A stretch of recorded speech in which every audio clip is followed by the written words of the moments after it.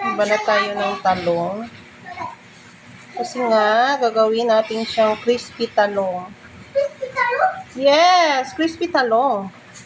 Ito ko yun. Para sa aming breakfast. Alas 10 na guys, mga 11 na.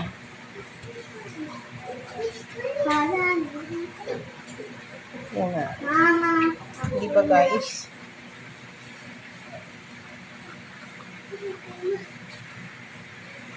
Oy! Huwag ko tinugtog! Kasi may ano siya. Yan siya. Crispy. Crispy siya mamaya. Binili ko siya sa palengke. Crispy na siya. Ilagay na natin sa ating lalagyan.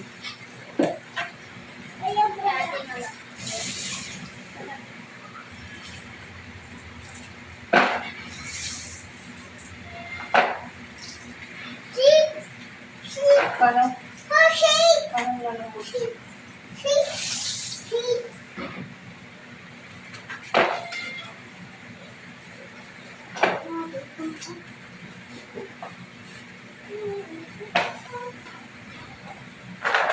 Ito na siya. Crispy na siya, guys. Oh, di ba? Meron pa tayong ilang piprito.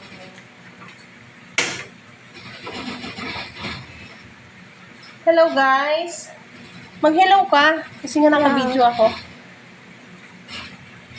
O yan, another one na naman.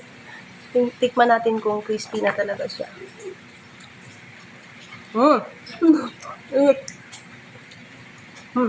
Okay.